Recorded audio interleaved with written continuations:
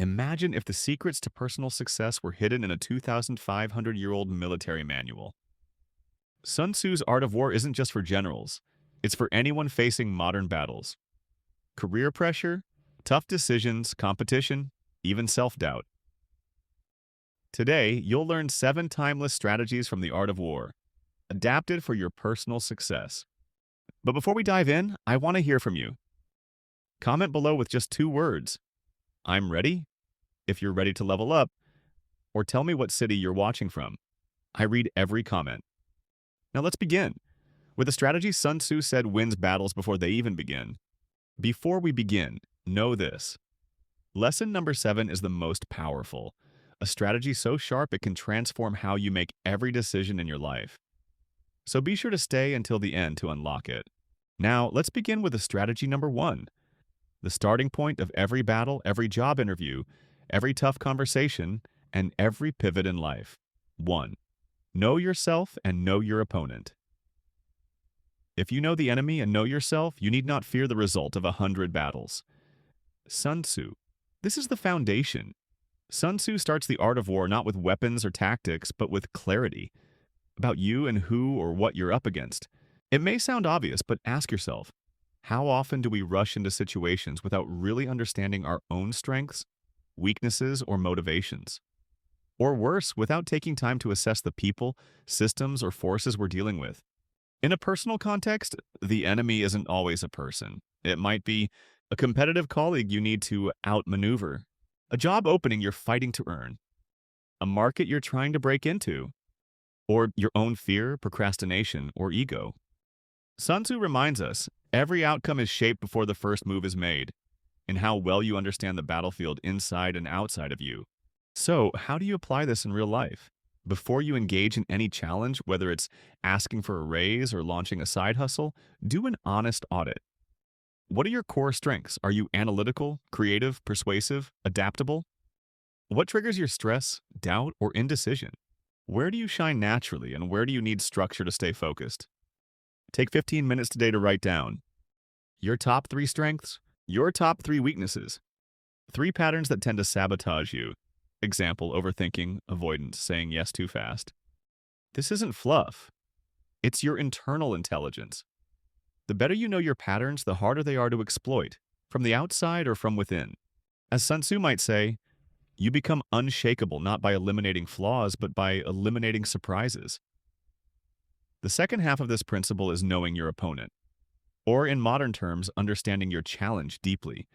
Let's say you're preparing for a job interview. Have you researched the company culture? Do you know what problem the role exists to solve? Have you reviewed the interviewer's background, LinkedIn, podcast appearances, etc., to align your message? Most people don't do this. They prepare to say the right things, but not to position themselves strategically. Sun Tzu would call that showing up to war with enthusiasm, but no map. Here's another example. You're negotiating a contract. Do you understand the other side's biggest fear? What are they secretly trying to avoid more than anything? What would be a win for them, even if it's not your ideal? This kind of prep gives you leverage, not to manipulate, but to build solutions where others hit friction.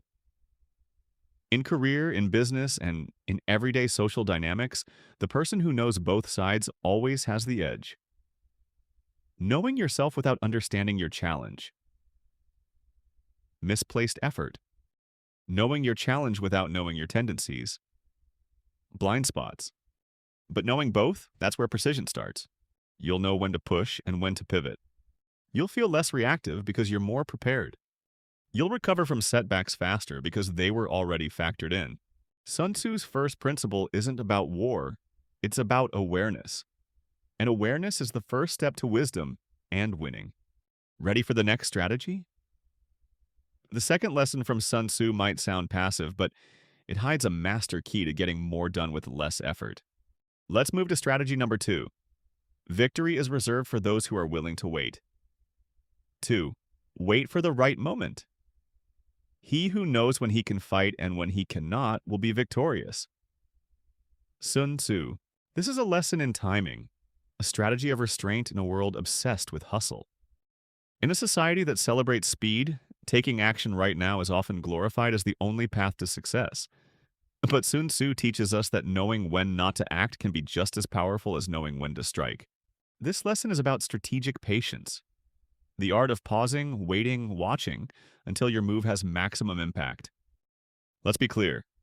Sun Tzu doesn't say don't act. He says don't waste your energy when the conditions aren't right. This applies to career moves, creative projects, negotiations, or even difficult conversations. Acting too soon, without leverage, without momentum, without clarity, can backfire. Have you ever felt the pressure to respond to an email immediately? Or to accept a job offer without fully thinking it through? We're trained to value speed. But great strategy often starts with stillness. Here's why. Pausing lets emotions settle. You respond with logic, not reaction. Pausing gives you room to gather information. Pausing creates mystery and sometimes leverage. Silence makes people wonder what you're thinking. Sun Tzu's warriors didn't rush into battle, they waited. They studied terrain, weather, troop morale. Then they attacked when conditions tilted in their favor. In personal terms, this means don't quit your job on impulse. Wait until you've built your safety net. Don't pitch your idea the day after you think of it. Refine it, read the room, pick your moment. Don't ask for the raise during budget cuts. Wait for the win, the momentum, the leverage. Recognizing non-fight moments. Sun Tzu speaks not just of fighting, but not fighting. That's where real wisdom lies. Sometimes backing off is the win. Saying no to a project that dilutes your focus. Leaving a toxic environment instead of winning a battle of egos. Letting someone else be right in public to protect long-term trust in private. These are strategic retreats. They conserve energy and preserve reputation. The key is not weakness, it's intentional withdrawal. The art of building leverage. When you wait with purpose, you gain something others don't. Leverage. Leverage comes from accumulating goodwill before asking for something. Waiting until your track record speaks louder than your words. Timing a launch, idea, or proposal to ride an existing wave. Think of it this way. Impatience seeks results. Strategic patience sets conditions where results are inevitable. In this lesson, Sun Tzu teaches us that success often goes to those who choose their battles and their timing wisely. So don't mistake waiting for an action. It's the quiet discipline that makes explosive success look easy. Coming up next, a strategy that explains why being unpredictable might be the most underrated tool in your personal arsenal. Let's move to strategy 3. Appear weak when you are strong, and strong when you are weak. 3. Use perception as a weapon. Appear weak when you are strong, and strong when you are weak. Sun Tzu. This is one of Sun Tzu's most quoted and misunderstood strategies. It's not about being fake. It's about understanding the power of perception and using it strategically. In war, confusion is a tool. In life, so is unpredictability. We live in a world that rewards boldness and visibility. We're told to own the room, speak with confidence, look successful. But Sun Tzu's wisdom suggests a quieter form of power. Control how you are perceived to control how others behave. Let's break this into 3 modes. 1. When strong, appear weak. In this mode, you intentionally lower your perceived power, even when you hold the advantage. Why would anyone do that? Because when others underestimate you, they let down their guard, reveal their true strategies, become overconfident and careless. In a professional setting, this might look like downplaying your influence in a meeting so others speak more openly, letting a competitor believe they're ahead while you're quietly negotiating a better deal, giving credit to others to win long-term trust, even when the idea was yours. You're not lying. You're listening. You're not hiding. You're choosing not to display your full power until it matters most. Sun Tzu knew that confidence in silence can be more threatening than words. When weak, appear strong. Now let's flip it. Sometimes you're at a disadvantage, low resources, new to a field, or outmatched. In these moments, projecting stability or strength can buy you time, protection, or even a win. How? Use storytelling to frame your idea with confidence, even if you're early stage.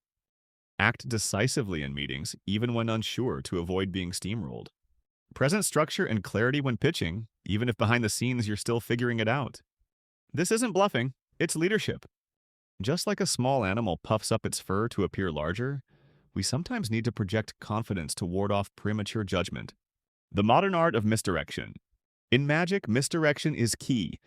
Look here, while the trick happens there. In strategy, it works similarly.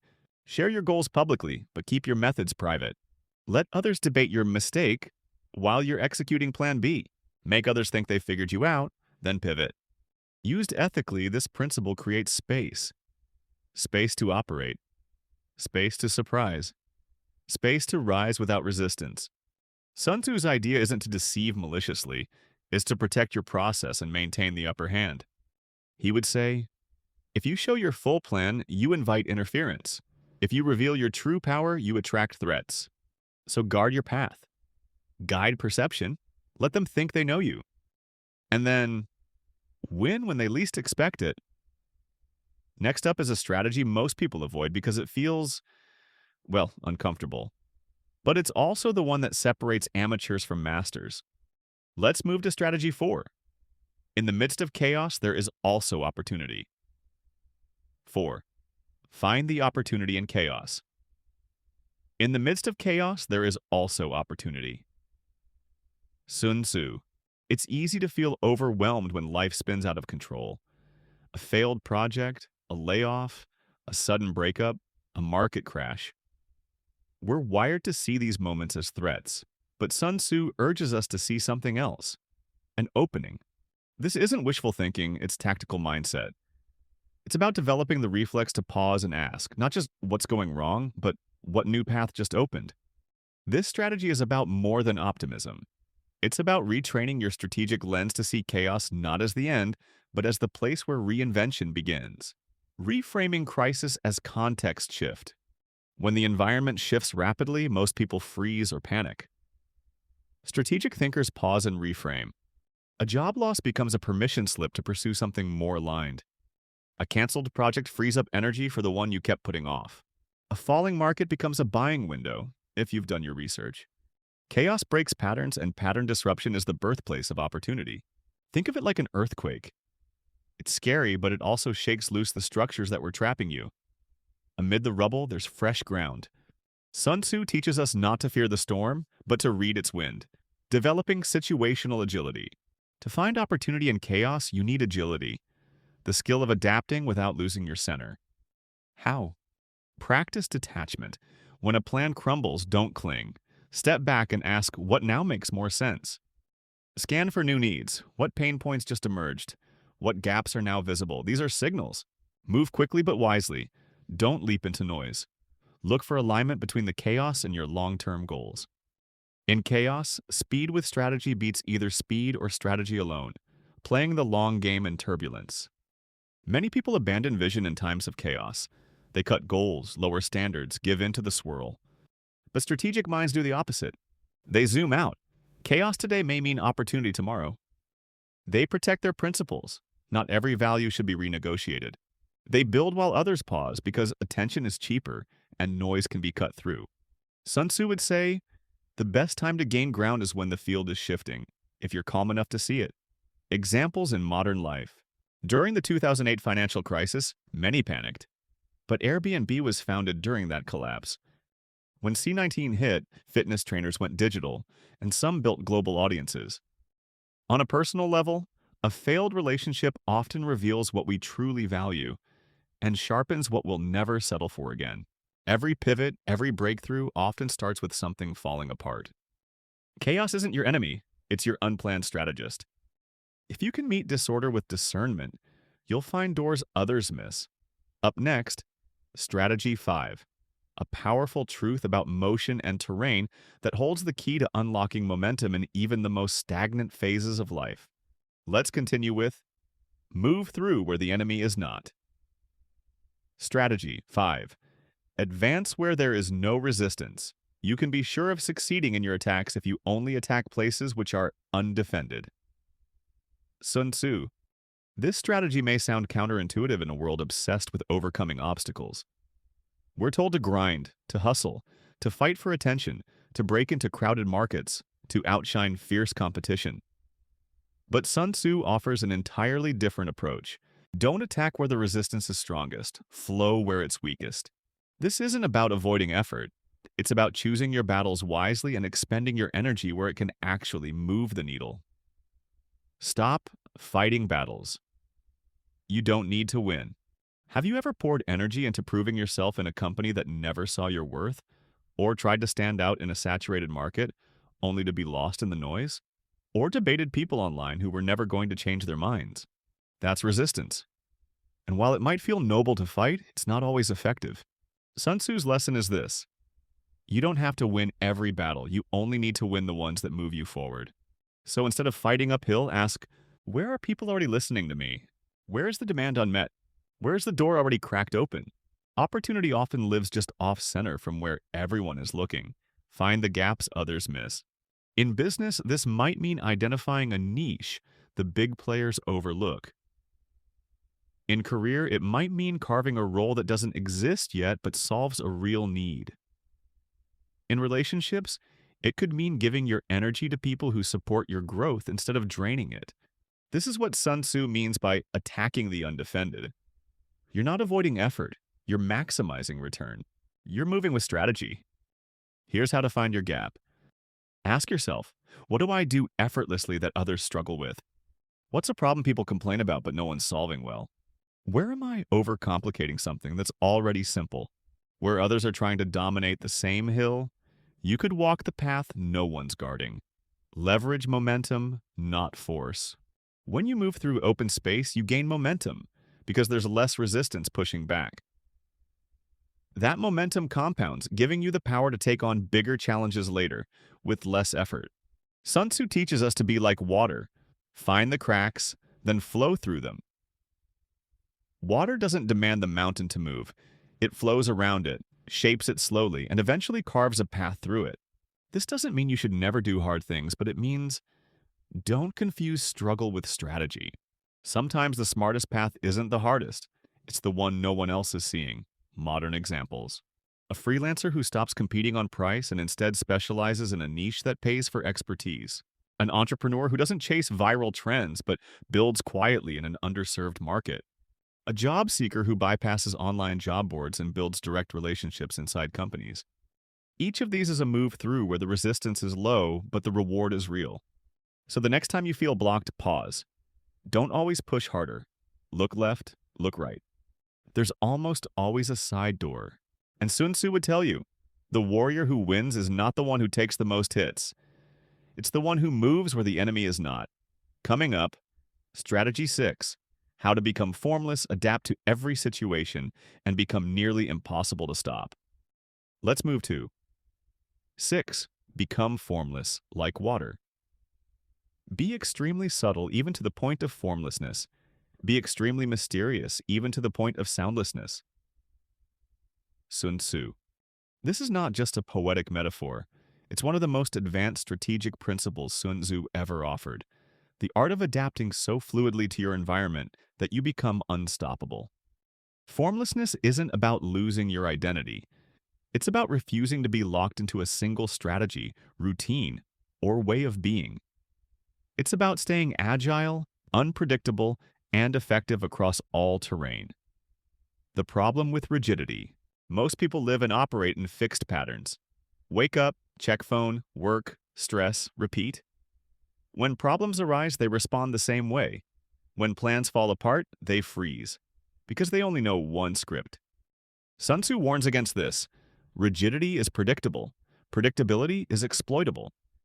In a competitive world, the person who is easiest to read is easiest to beat. This applies in business, in leadership, in negotiations, and personal development. If you always respond to conflict with defensiveness or to pressure with procrastination, your pattern becomes your prison. Formlessness is the escape. What does formlessness look like in modern life? It's not chaos, it's clarity without rigidity. It's shifting your schedule when life changes without losing momentum. It's changing your messaging to match the audience while keeping your integrity. It's reinventing your career not because you failed, but because the terrain shifted. Formless people don't break under pressure, they reshape. They don't panic when the path closes, they create new ones. They're not tied to one tactic, one title, one self-image. They're tied to purpose, not format. How to practice becoming formless. Step 1. Study your patterns. Where are you rigid? Where do you insist, this is just how I am? That's your starting point. Step 2. Interrupt your autopilot. Try taking a different route to work.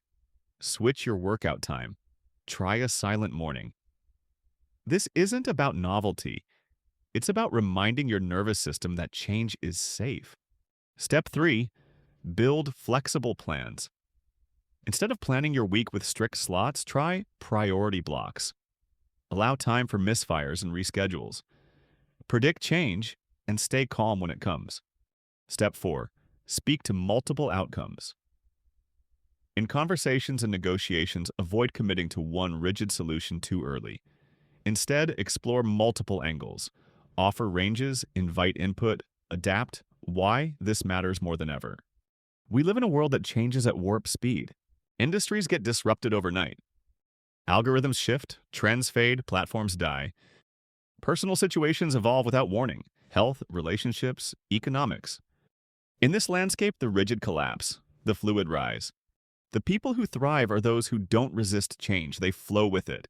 Sun Tzu understood this long before the modern age. His lesson was simple. The more formless you become, the harder it is for anyone or anything to pin you down, box you in, or take you out. Real-world applications. The entrepreneur who shifts business models mid-year and beats competitors still clinging to the old way. The employee who learns new tools quickly and becomes invaluable during tech transitions. The creative who reinvents their style without losing their essence and gains a broader audience. Formlessness is not about abandoning discipline. It's about upgrading your strategy to survive across terrain. Bruce Lee echoed this same wisdom when he said, "Be formless, shapeless, like water. You put water into a cup, it becomes the cup." Sun Tzu and Bruce Lee, two masters from different eras pointing to the same truth. Water never gets stuck, and it always finds a way. Get ready. Strategy 7 is where everything clicks. It's the most powerful principle in this series, a mindset that reshapes how you play every game in life. Let's finish strong with, the supreme art of war is to subdue the enemy without fighting. Strategy 7. Win without fighting. The supreme art of war is to subdue the enemy without fighting. Sun Tzu. This is the peak of strategic mastery, not conquering by force but by influence. It's not about overpowering, it's about rendering resistance unnecessary. This is the moment where wisdom replaces effort. It's how true leaders operate, and it's the mindset that changes everything. What does winning without fighting look like? It's not passive. It's not avoidance. It's the ability to shape outcomes before conflict even arises. In real life, this means creating so much value that your competitors become collaborators. Negotiating so clearly that opposition fades. Speaking so precisely that resistance dissolves before it forms. It's prevention, not reaction. It's presence that commands respect, not force. And in a world that celebrates struggle, this level of strategy feels almost invisible because it's that effective. Build an environment where conflict isn't needed. Imagine a workplace where your results speak so loudly no one questions your authority. Or a relationship where your calm disarms anger before it erupts. Or a business model so clean and beneficial your clients do your marketing for you. These are wins without battles. They come from clarity, trust, timing, and long-range vision. In personal terms, you win when your habits become so strong that temptation doesn't challenge them. You win when your preparation is so complete that nothing can shake you. You win when your confidence is so centered, critics no longer matter. This is how you subdue chaos without swinging a sword. Influence, domination. Sun Tzu understood something most people still miss. Control earned through fear creates more enemies. Influence earned through trust creates peace. You don't need to raise your voice to be heard. You don't need to fight to win respect. And you don't need to destroy the enemy when you can dissolve the conflict itself. This is where strategy meets serenity, where discipline meets peace. It's where you stop chasing power and become powerful. Modern applications. A founder who builds a product so useful it displaces old systems without drama. A manager who resolves tension before it escalates by listening early. A creator who speaks truth so clearly that haters don't even find footing. This is high-level living. Not constant battles, but quiet influence. Not ego-driven wins, but long-term elevation. Sun Tzu ends with this principle for a reason. Because in the end, the greatest power is not to destroy, but to harmonize. When you win without fighting, you don't just protect your energy, you protect your legacy. This completes our journey through 7 timeless strategies from The Art of War, translated for your personal success. Which one hit you the hardest? Let us know in the comments and tell us which principle you're applying this week. If this video sparked something in you, subscribe to Sage in the City for more ancient wisdom applied to real life. New insights every week, no noise, no fluff, just timeless tools for the modern world. Thank you for watching. Until next time, move with intention, adapt with grace, and win with wisdom.